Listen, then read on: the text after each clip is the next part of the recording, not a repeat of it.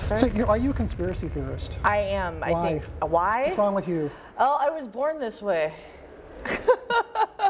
I say that because I've always had conspiracies around me. I grew up in the 80s, right?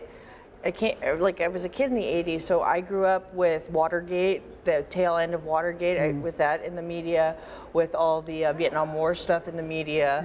So that was just like all over as I was growing up. So I always felt there was something going on. What's your favorite conspiracy?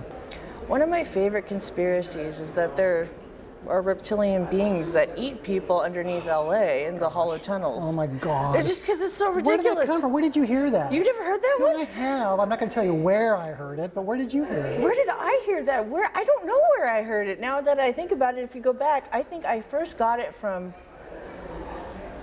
God, where did I hear that? Maybe it was, I don't know. Reptilian, I mean, where does it come from? Where does that come from? Where does it come from? I don't know, but you know they have all those tunnels. Oh, in LA. In LA, right, there's okay. all these tunnels. I remember reading something in an article about some reptilians underground, but eating what? Eating humans. Eating humans. I didn't hear that part. Have you seen, there's a movie, it's called Midnight Meat Train, and it sounds like a horrible, it sounds like a porn movie, I'm sorry, but it's actually about beings that eat people underground, and when they take the trains and the subways, and then they eat them. That's nice. Yes. Not. But is that a real conspiracy that you could put stuff something behind? you can sink your teeth into? No, it's a ridiculous conspiracy. But like a big conspiracy is like, well, has the government been hiding UFOs from us? Maybe they have. Maybe they have. Maybe they haven't. Well, I guess I can also say we go back to how did a lot of people like really get super into conspiracies this century, starting with 9/11. You know, and I think what it really does is it forces you to look a little deeper. Not to necessarily believe everything that you read either way. We're here at MUFON Symposium today. What kind of stories are catching your attention? I know I really like the Rendlesham Forest incident. I'd like to get deep into that. Jim Penningston is here. Penningston is here. Penning something, yeah. Penning something. Sorry, Jim. Jim, yeah. I was talking to Jim today. I didn't even know he was the guy. I had no idea. I just shot an interview with James Lowe, this retired city attorney who he's just retired after like a 30-year career, and he's a lifetime experiencer. And during our interview, he mentions Jim, and here he is at MUFON. I meet him. I have no idea who the guy is. You have no idea. You see him, right? And you're like, I have no idea. It's weird. I mean, I've got a channel, Search for Truth Reality, and I guess I'm living my own little world.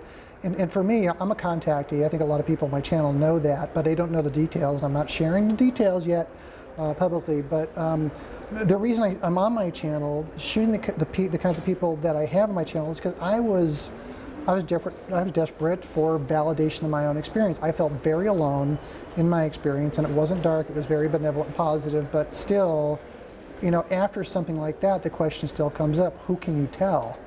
Right? That's true. So, you know, moving along, and if you look at the progression of all the types of videos that are on my channel, you know, starting with Billy Woodard, Hollow Earth, and his headband, and you know, Ralph Ring and the Flying Saucer, and you guys out there who know me, you know, I've been updating on the OTCX-1, put together a whole engineering group. Just, I wanted to see the thing built. Somebody test it, please, and just let me know what the truth about it. Does it work or not? I really, you know, Ralph, I love you, pal. I just, it's just hard, you know. And I'm not, you know, it's a compelling story, and I'm not saying that Ralph is telling a fib about what happened there. Not in the least. I want to see it for myself. And that's how I've been all along. I mean, even when I went to see Ralph, I had 2 pages of questions that were technical, and I found out very quickly that Ralph was not the person to ask technical questions about. Oh, shoot. No, he was operating. He was one of the 3 operators of the craft. Okay, I have to find another way, which involved assembling this team of engineers and trying to figure it out. And that's gone on for years. It's gone on for years, yeah. And do you see an end date coming where? I could tell you, but then I'd have to kill you. No. Okay, well then. Well, never mind then. No, I don't. Honestly, I don't see an end date. I had to actually walk away from that project for reasons I won't go into. But the guys, you know, I hope that they're continuing the project. And I think that if they do, what I saw up to the last moment, some 6 or 7 months ago, looked like they were making some pretty good progress. But who's to say? I don't know. I can't tell you. So tell us about your channel. So my channel is the Rogge Report. It's a rebranding of an old channel, so you'll see some content on there that's a little different than what I'm going to be doing now. Here's the elevator. This is the elevator. It's the elevator pitch. Okay, so we spent probably 2 hours talking today about how to create an excellent YouTube channel. And I challenged her, I asked the question, what's your channel about? And what did you say? I said it's about conspiracies, and that my channel was kind of focused at bringing people who were kind of like on the fringes of coming into like the strange and the unknown, and bringing them into the community. Right. So this kind of response is a little drawn out. You're kind of thinking, right? It's really long. It is. Look, it is what it is. The point is, even people who hit 10,000 subscribers. When I went to unlock the space at YouTube Space LA, there was like 100 YouTubers there, and I would ask the same question. So it's nothing personal. Oh yeah, no because problem. nobody knows what their channel's about. They can't say it. What's your channel about? My channel is called Search for Truth Reality, and it's all about covering people who have stories of high strangeness. That's See? why. Nice, clean. Yeah, I've only rehearsed it a few times. So. Yeah, but he's got a nice sentence. I just need a Rules. sentence. So the reason we're collaborating here is because we have a common interest. Yes. And I'm hoping that people on my channel will give Jessica a look-see. At least check it out. Yeah, see what she's doing. We'll look forward to watching you grow. Thank you, thank you. I'm trying to bring some more content in, do some of my own research and bring that out too, and do pre-produced videos where I look into Rendlesham, look into Roswell, look into some of the older UFO cases, and refresh them for a new generation or a new group that's coming in. Sure, sure. And you've been pretty regular for a time, right? Yes. You're doing about once a week? Yeah. Is that right? I also work on Strange Tales Weekly, which is another YouTube channel. Okay. That one, we talk about strange things every week. Right, right. That's it. It's that, but then you have your channel. Yeah, my so channel is the Rogge Report, so I'm really working on two It's channels. difficult, isn't it? Challenging. It's very challenging because I can't build my own channel because I'm busy working on another channel. Right. So I'm trying to focus on my show now, and that's the point of all this, right? Exactly. Tell me about what it's like trying to find people to talk to in front of the camera. Ooh, so at first I was seeking out people, and what I found is, if I'd contact somebody like Dr. Jonathan Young, he would say yes, and he was kind of the first one I reached out to when I was working on another podcast, and once I found out he said yes, I started really contacting people and finding out that they were really willing to talk to me. And I was amazed. I was like, why would they talk to me? Right, right. But they're willing to talk to me, so I've happily been able to talk to all kinds of people, which has really been awesome. Can you share with us a story about the one technical talk that you had interview? I'm sorry, guys, Strange Tales. So we had Moray B. King, and he is a free energy researcher, and he's been doing this for more than, 20, 30 years now. We had a wonderful interview set up with him, and it was, since I'm on the West Coast, the rest of my team is Chicago.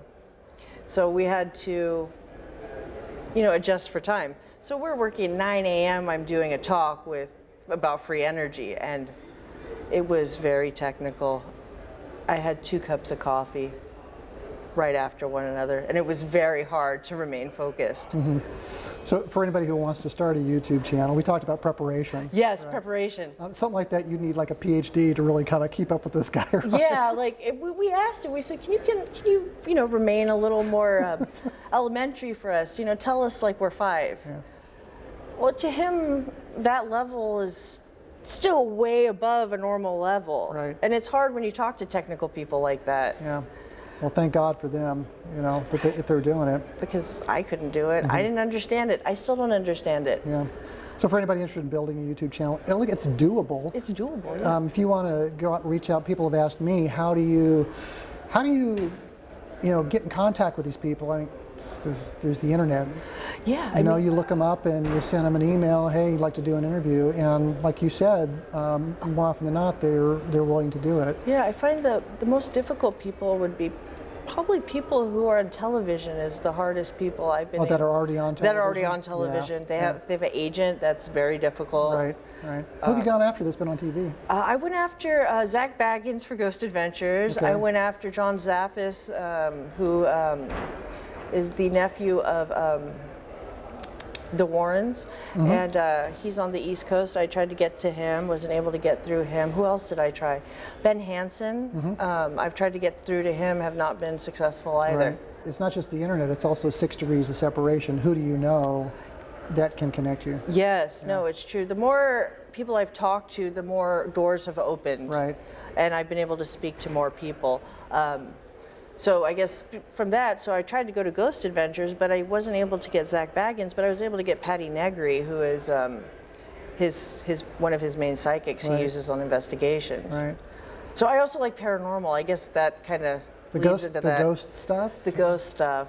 I like the ghost Yeah, stuff. yeah. What about experiencers? Have you talked to any experiencers? I have talked to some experiencers. I spoke to Eric Stitt, who is also an artist that paints digitally the aliens that have abducted him.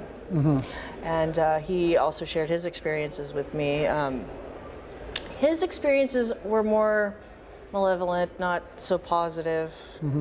And then a lot of the experiences I talked to, they don't want to go on the air. That's true. Yeah, a lot of people don't want to share their story on the camera. A lot don't, and I don't push anybody either. If they want to, I figure they're going to say, I'd like to come on and talk. But it's a blessing for those who do. It's awesome to capture that and to be able to share it with folks. Yeah.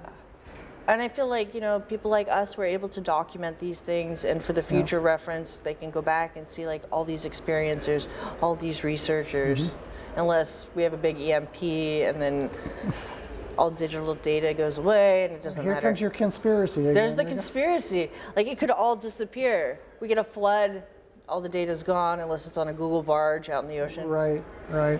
I'll be looking forward to that.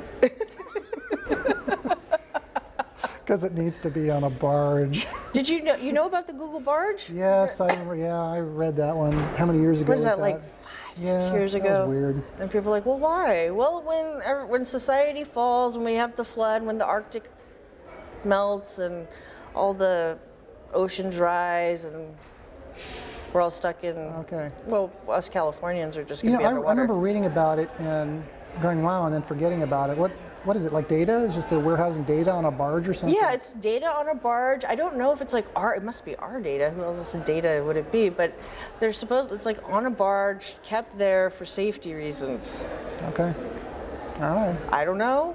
But now it's disappeared. Nobody talks about it. Maybe it sank.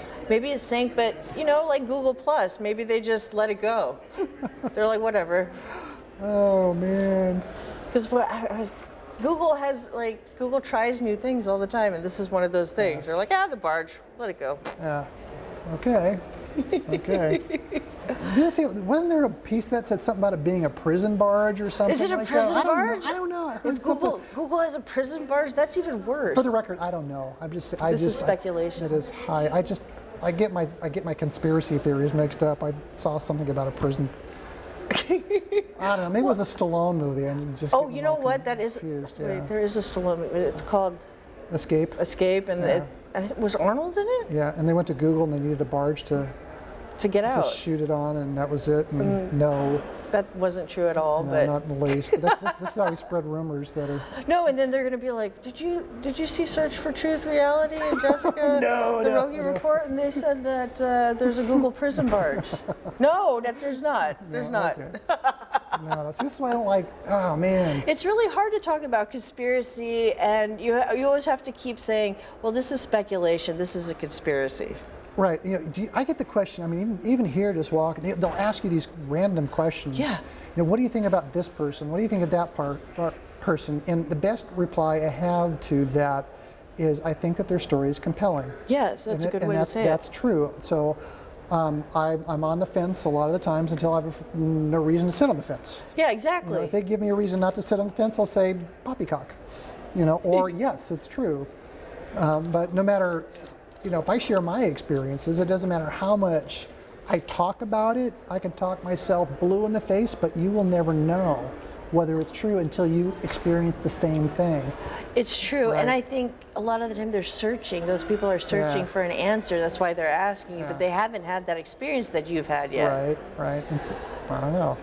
So, I think we talked a little bit about believing and knowing earlier. Yeah, right. And now that you know, Right. And you don't.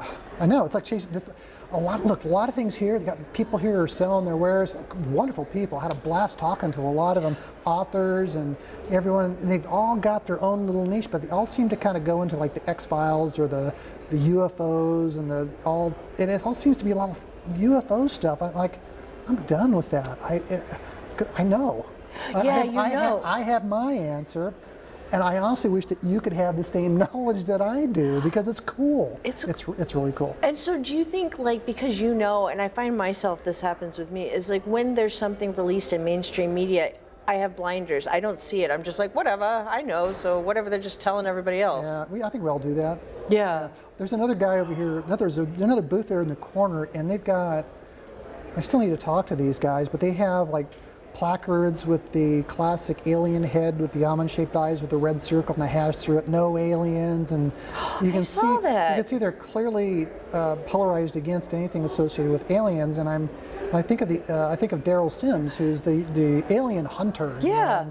And he's pretty angry about his experiences, if I may say. I think that's a fair assessment of his experiences, because he had some pretty bad ones that a lot of people out there have.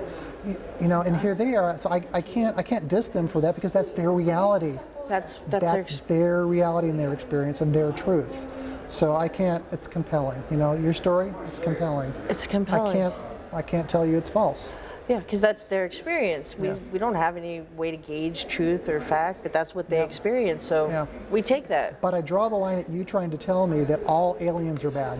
Yes. All aliens are good. These absolutes I struggle with. Yeah, there's people who are like, aliens are all, they're all demons. So let me ask you this, aliens are all demons. What is a demon? What is an angel? What is an ET? What's an extra dimensional? What is a master? What is a guardian? What is a guide? And how do you differentiate all those? How do you lump them all in the same bucket? And regardless of how you do that, what's it founded upon? Is it founded on something you read in a book, somebody you talked to, or a personal experience? And even if it is a personal experience, how do you know your assessment is correct? That's true, because as a human, how do we know? It's hard for us to interpret something that's not tangible or something that's not of our regular 3D reality. And then once something like that comes in, you have no idea what it is. Right. Right. So that's kind of where I'm coming from. I get what you're saying. Like, you can't say they're all evil, they're all good, they're all this, they're all that. This is true. I think that, they're selling something. They've even got a booth in there. They're selling something. Right? Buy the anti-alien t-shirt. Buy my anti-alien sign. Buy my pro-angel sign. Whatever it is. Okay. All aliens are all angels, but.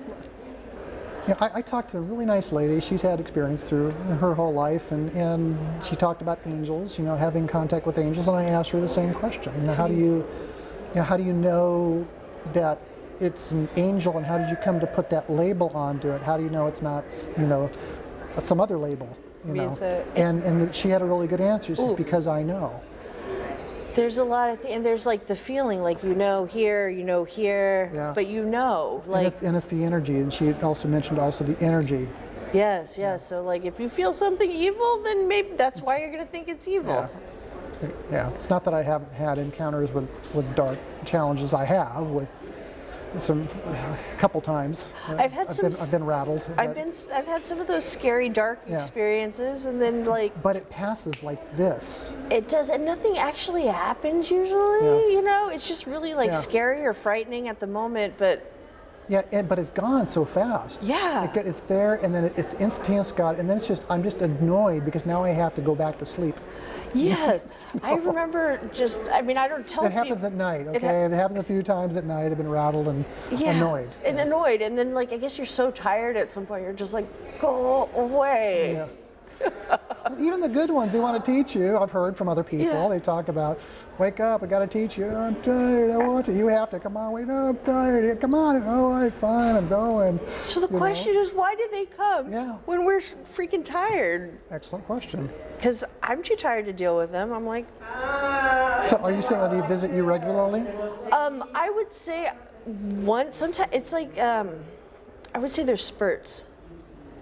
Like sometimes it'll happen, and then sometimes it goes away, and then it doesn't happen for a while. Have you shared with your audience any of these experiences? I haven't really gone that deep with it. You know, my audience has heard some things, and I don't even know what the experiences are, so that's why I've been a little apprehensive to share what they are. Like, people know that I've dealt with some dark stuff before, and that's about as far as it goes. What do you think of psychics? What's your take on psychics and mediums and channelers? This is interesting. I've gone through a lot of phases in my life. I myself, you know, as my audience knows this, that I did study, did a lot of psychic study, worked as a psychic for a little bit. And then I got disenfranchised. I saw how people were doing their business. I think that's what killed me more, is how people were doing their business with it. So I stepped back from that. But on Multiverse Maidens, the people who followed me and been following me the whole time know that I brought shamans on, I brought psychics on, I talked to everybody, and channelers, experiencers. And now I'm just kind of, not that I don't believe in them, but I feel like there's plenty of shows now, plenty of people talking to them, to where I feel like I don't need to anymore. But it's not that I don't believe them. I read about how to phrase this. How do you work with, or deal with, or interface with a psychic? You know, because there's cold readings. Yes. And they basically will use what you're saying, or read your energy, which could be your body language, your expression, how you carry yourself to draw conclusions. Anybody can do this. I'm a psychic reader. Okay, great, and it's entertaining and interesting. You know, I would draw the same sorts of conclusions about myself that they have drawn about me, and I could see how it's done. Yes. But so for me, when I do meet them, I don't tell them anything. You know, Yeah. so I look for things that go deeper and provide a bit more detail. I've had some psychics tell me, look, you know, I'm a psychic, not a mind reader. Yes. You know, which is interesting, and that's fine. But when you come across a psychic, and I know that's a general label that goes across the board, but somebody who can provide information from yonder, you know, however they know it, about you and about your life, the less that you give, and the more detailed they are, usually the better they are, at least in my eye. Agreed. So when I ask a question, I'll go, well, you know, I had a really weird experience in 2010. Can you tell me about that? And then if they provide fine details about stuff that I'm not telling you guys, then I'm like, oh, Yeah, right? you know, okay, so that's why I can trust that. And they go on and on and on. So when they introduce more information that I'm unaware of, then I'm not taking it with as a large a grain of salt as I am with, you know, any other psychic. Now, the weird thing in my experiences have been with a psychic that's provided extra information, I have them coming into my life and telling me the same darn thing. I'm going, okay, that aligns. I mean, like 2 days later, I had this one tell me one. 2 days later, a perfect stranger walked up to me and told me exactly what this one told me over here 2 days ago. One was in San Diego, the second one was in Los Angeles. That's like Totally triangulation of psychic weird readings. Yeah, this is my life. You know, these are the shoes I'm walking in. I told you earlier, sometimes I experience stuff I can't believe, you know, the stuff that I'm experiencing is happening. And it's cool. It's amazing. It's amazing. It's a lot of fun. But I'm still having to discern truth. So as I go, I'm still not revealing publicly a lot of fine details because of stuff like this. Yeah, and I agree with that. Like, that's why too. Like, I don't really want to give a lot of details because of same thing. Yeah. Exactly. Yeah. Yeah. And I agree with you. If there's something they read off you, right? If two people can read it off you, that means it must be like strong in your energy field enough for those people to have the same reading. Oh, look, I mean, this one in LA that I just came out of the blue, literally. It was somebody who just was like, I had no idea who this person was. Just walked up and just I started. gotta tell you something. I'm not going to go into the find it. It was hilarious and detail filled and was completely consistent with what I knew to be true, and had parroted exactly what happened in San Diego from a friend of mine. Told me it did. Hand motions, descriptions to the T. Shush. But then she went on, the one in LA that was like, I call it a drive-by reading, you know, drive-by. started describing aspects of my contact experience from 2010 without me asking. Wow. To the T. I'm like, holy. It's just like it was, and then I started asking questions, and she was like, "Don't do that to me," and then she disappeared. What? And she just walked away, and I'm like, excuse me. Maybe I'll see her later. I never saw her again. I had no idea who this person was. It was literally a drive-by. So I guess because I've had people come to me and be like, "Well, I want to tell you something. I'm a psychic," and I always go, "Okay. Yeah, I don't want to pay you." So a lot of them offer, they do that. I've known psychics who are friends of mine who've done that. I've seen them do that. So sometimes they do it, sometimes they don't, but they just want to share. Yeah, because I think they get their download of information. Their antenna's on, And then they're like, I got to tell this person what I just got. Oh yeah, we'll be having dinner. Oh yeah, that person over there is having an affair. That one over there is, just. What are you gonna do? Walk up to the guy? You probably shouldn't be. What do you say? Yeah, so it's like sometimes I think they get information and they're like, I don't know what to do with this. I don't want to tell the guy over there that no. Well, that reminds me, I don't know what to do with this. Some of them, so my observation, this is early on, this is from 2012, going way back, some of my earliest exposures to psychics, they'll receive information. This is from my observations. Yes. You're in a crowded room with a bunch of people, and they receive information, but they don't know who it's for. Yes. Yeah, who's this for? Is it for this person? Hey, is this for like, no, okay. And then they go from one person to another. Okay, this is for you. They, yes. So they have to find out who this information is for in a crowded room. It's like when you watch, I think it was like John Edwards. We're like, it's an older gentleman. It's a J. It's that's the cold reading. That's the cold reading guy. I don't. I don't go for that stuff. That's fishing. Yeah. But it's similar, I guess, to that where they're looking for. I'm gonna kind of backpedal on that a little bit. Some of it's really bad fishing. Some of it's really good fishing. But I think that it could be them maybe looking for the information that's supposed to be for someone in there. But if you see them skip from one person to another, I don't buy it as much because of my own experiences with really good psychics. Yeah, if you talk to a really good psychic, then you're just like amazed because they'll just hit and hit and hit and hit. I've had people where they're like, yeah, and then something off the wall totally. Yeah, completely. And then you're like, oh, no. With the French video team, are you? We're not with the French video team. This is the second time we've been asked. We're not French. It's not every day we get international press. Yeah, no, and I'm not sure where the French team are. I had somebody ask us earlier. You're doing a private video? Yeah. Yeah, this is. A documentary? No. This is YouTube. We're just doing a collaborative. Oh, would you like to have me tell? I'm Dr. Burks. I know who you are. Yes, you can join us. Yeah. Absolutely. Should we steal you with a? Yeah. Let's get a chair. Let's get you a mic. Let's get you mic'd. Come on How much in. time you want? As much as you want.